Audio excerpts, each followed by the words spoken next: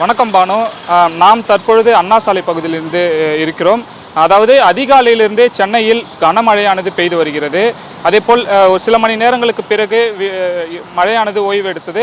அதன் பின்னர் மீண்டும் மழையானது மறுபடியும் ஒரு கனமழை பெய்ய தொடங்கியது. குறிப்பாக அண்ணா சாலை, தேனாம்பேட்டை இது போன்ற பகுதிகளில் அதிக மழையானது பெய்து வருகிறது. இந்த நேரம் என்பது சரியாக அலுவலகம் விட்டு திரும்பக்கூடிய நேரங்கள்.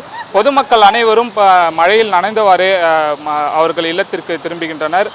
அதேபோல் தொடர்ந்து கனமழையானது பெய்து கொண்டிருப்பதன் காரணமாக சென்னையில் பல்வேறு இடங்களில் தண்ணீரானது தேங்கி இருக்கிறது. அதேபோல் தேங்கி இருக்கக்கூடிய தண்ணீரின் காரணமாக சாலைகளில் வாகன ஓட்டிகள் அவர்களால் இயல்பாக செல்ல முடியவில்லை. அதேபோல் போக்குவரத்து நெரிசலுமே இங்கே அதிகமாக காணப்படுகிறது. குறிப்பாக அண்ணா சாலையில் நோக்கி செல்லக்கூடிய வாகனங்கள் முழுவதுமே போக்குவரத்து நெரிசலாக தான் செல்லக்கூடிய ஒரு சூழல் இருக்குது. அடுத்த 24 மணி நேரத்திற்கும் ஒரு கனமழையானது பெய்யக்கூடும் என்று வானிலை ஆய்வு மையம் எச்சரித்திருக்கிறது. இந்த நிலையில் சென்னையில் விட்டு விட்டு மழையானது பெய்து வருகிறது.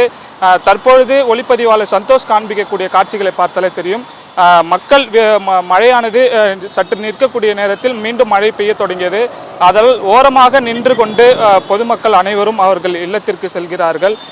அதேபோல் வாகன ஓட்டிகள் என்பவர்கள் மழையின் தாக்கம் அதிகமாக இருக்கக்கூடிய சூழ்நிலையில் அவர்கள் இயல்பு வாழ்க்கை பாதித்திருப்பதாக அவர்கள் தெரிவித்திருக்கின்றனர்.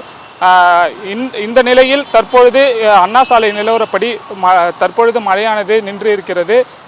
மீண்டும் மழை பெய்யுமா என்பது குறித்து வாகன ஓட்டிகள் மீண்டும் மழை பெய்யுமா என்பது குறித்து வானிலை ஆய்வு மையம் தெரிவிக்கும்.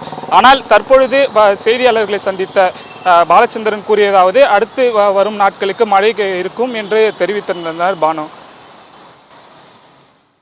களத்திலிருந்து விவரங்களை விரிவாக வழங்கியமைக்கு நன்றி தீனா. தொடர்ந்து சென்னையை பொறுத்தளவில் பரவலாக கனமழை பெய்து வருகிறது. அடுத்த 2 நாட்களுக்கு மழை இருப்பதற்கான சாத்தியக்கூறுகள் இருப்பதாகவும் வானிலை மையம் தரப்பில் தகவல் வெளியாகி இருக்கிறது.